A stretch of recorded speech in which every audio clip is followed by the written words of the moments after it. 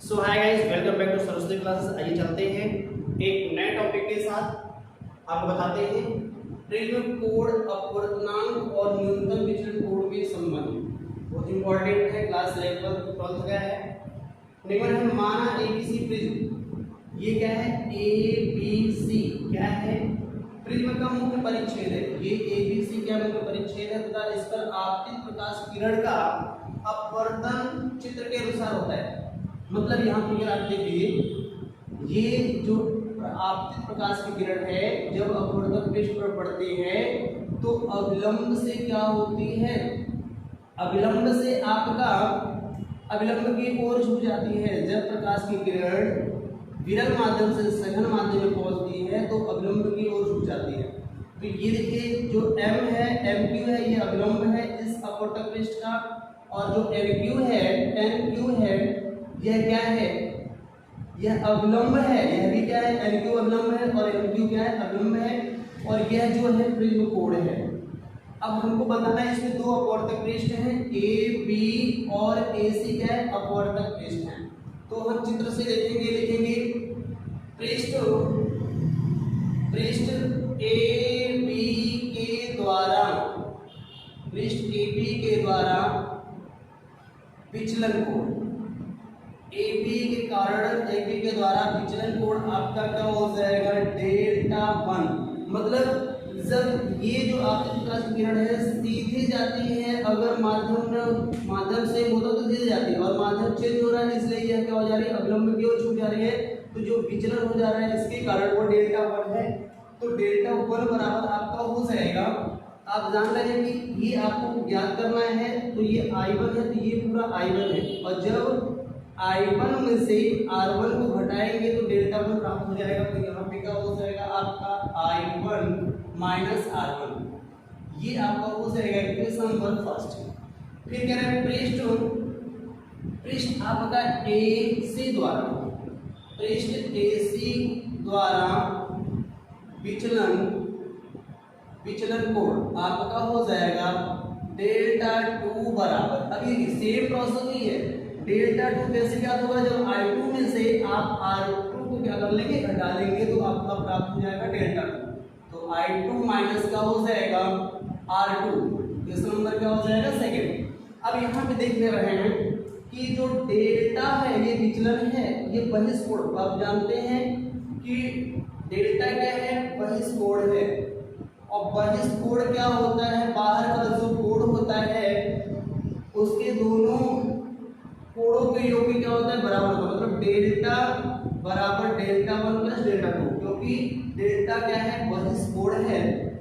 अतः डेल्टा बहिष्कोण है, अतः क्या कर सकते हैं? डेल्टा बराबर डेल्टा 1 प्लस डेल्टा 2। डेल्टा रहेगा, डेल्टा 1 का मान कर देंगे I1 और माइनस R1 प्लस यहाँ I2, डेल्टा 2 का मान क्या है? I2 minus R2। अब क्या करेंगे? I1 को I2 के साथ ले लेंगे, I1 प्लस I2, और इसमें माइनस कॉमन है तो R1 हो जाएगा, और ये प्लस का हो जाएगा R2। Equation number third. अब हम क्या करेंगे? इसको क्वेश्चन को सॉल्व करने के लिए ये देखिए चतुर्भुज बन रहा है, ये APQR चतुर्भुज लिखेंगे। चतुर्भुज APQR में, मतलब APQR में आप कह सकते हैं कि चतुर्भुज के चारों अंत कोणों का योग क्या होता है? आपका 360। मतलब ये कोण, ये कोण, ये कोण, ये सभी कोणों का योग क्या होता है? 360 होता है। लेकिन कोण A प्लस कोण B प्लस कोण Q प्लस कोण R बराबर क्या हो जाएगा? 360। अब यहाँ पे देखिए कोण A है, तो कोण A जो क्या है? आपका प्रिज्म कोण है। कोण A क्या है? ये आपका क्या है? प्रिज्म कोण है। मतलब ये क्या है? ये आपका है प्रिज्म कोण है। ठीक है, A प्रिज्म कोण है, तो प्रिज्म कोण के स्थान पे हम लिखेंगे A। अब प्लस क्या करेंगे? कोण P, जो कोण P है ये क्या है? ये पूरा क्या है? 90 डिग्री है। कोण P क्या है? 90 डिग्री। तो यहाँ पे रख देंगे 90 डिग्री प्लस Q क्यू आपका देखिए ये है, ये क्यू है, यहाँ पे आप क्या रखेंगे क्यू, क्यू का मान हमें पता नहीं है, प्लस कोण आर। अब आपका ये कोण आर, ये जो पूरा टोटल दिया गया ये कितना है 90 डिग्री है, ये आपका क्या है 90 डिग्री है। जो यह कोण बन रहा है आपका, यह पूरा कोण आपका क्या है 90 डिग्री है। तो फिर यहाँ क्या लिखेंगे 90 डिग्री बराबर 360। अब यहाँ कोण क्या लिखेंगे, कोण क्यू बराबर आप क्या लिख देंगे, कोण क्यू बराबर लिखेंगे 90 90 180, तो ये हो जाएगा 360 माइनस 90 90 180, और दूसरी तरफ अंतर करेंगे तो माइनस हो जाएगा, और ये प्लस ए है इधर जाएगा माइनस ए। अब ये जाएगा कोण क्यू बराबर 360 में से 180 जाएगा, तो बचेगा आपका 180 माइनस ए। अब ये आपका हो गया समीकरण नंबर 4, आपका हो गया समीकरण नंबर 4। अब हमें करना क्या है, अब हम देखेंगे त्रिभुज। अब लिखेंगे त्रिभुज, त्रिभुज आपका पी क्यू आर में, त्रिभुज पी क्यू आर में, पी क्यू आर में हम जानते हैं त्रिभुज के तीनों अंतर कोणों का योग 180 अंश, मतलब इसका इसका इसका योग करेंगे तो 180 अंश होना चाहिए। कोण पी प्लस कोण क्यू प्लस कोण आर बराबर 180 डिग्री। अब हमारा क्या हो जाएगा, कोण पी का मान, कोण पी का मान मतलब क्या है कि पी क्यू आर केवल इस त्रिभुज से मतलब है, कोई इस त्रिभुज से, तो ये r1 हो जाएगा। कोण पी का मान क्या हो जाएगा r1, और कोण क्यू है तो कोण क्यू रह जाएगा क्योंकि इसका मान दिया नहीं गया है, प्लस कोण आर, आर का मान क्या है आपका, आर का मान क्या है, ये कितना आर, क्योंकि त्रिभुज में हम चल रहे हैं, इस पूरे कोण से मतलब नहीं, केवल पी क्यू आर मतलब इस त्रिभुज से मतलब है हमें। अब यहाँ पे क्या हो जाएगा, r2 हो जाएगा बराबर 180। अब कोण क्यू बराबर हो जाएगा 180, और ये उधर जाएगा तो माइनस r1 प्लस क्या हो जाएगा r2, क्योंकि माइनस दोनों होगा तो माइनस कॉमन ले लेंगे, r1 प्लस r2 हो जाएगा। अब ये समीकरण नंबर क्या हो जाएगा 5 हो जाएगा। अब लिखेंगे क्या, समीकरण 4 तथा 5 से, समीकरण 4 तथा 5 से। अब समीकरण 4 तथा 5 से चलेंगे तो ये q और q दोनों सेम है, तो आप क्या लिखेंगे 180 माइनस a बराबर 180 माइनस r1 प्लस r2।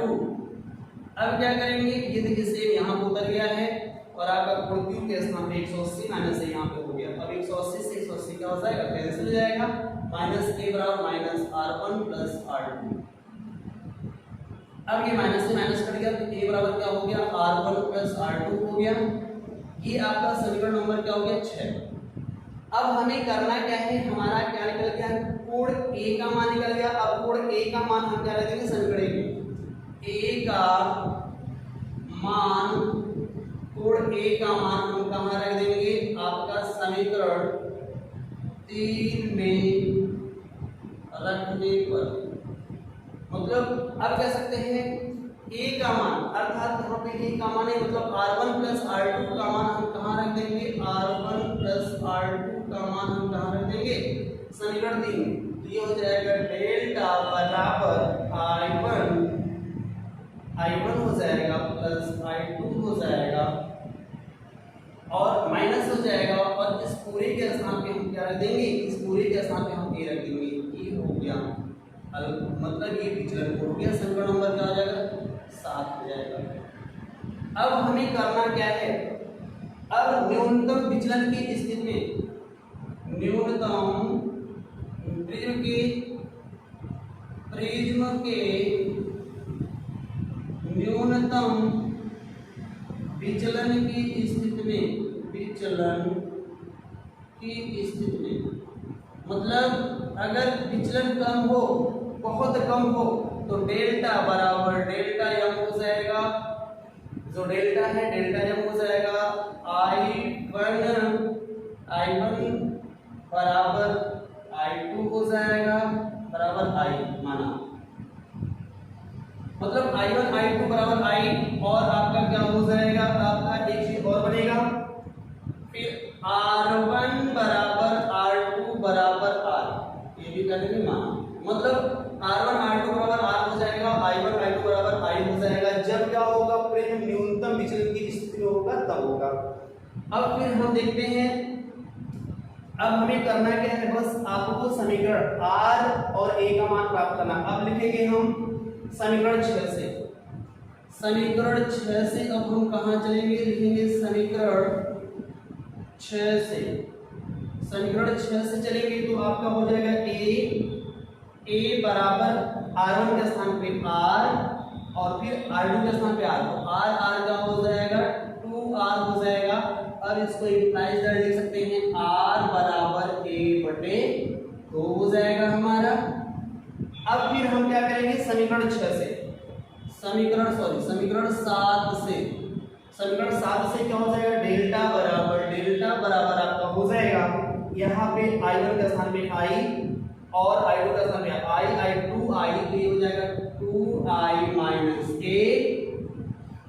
अब इम्प्लाइज दैट लगाएंगे तो A बराबर हो जाएगा, या सॉरी आपका हो जाएगा I बराबर ये डेल्टा है तो डेल्टा हो जाएगा, ये माइनस था इधर आएगा प्लस हो जाएगा और ये गुणे भी है दूसरी तरफ जाएगा किसमें हो जाएगा, भाग में हो जाएगा।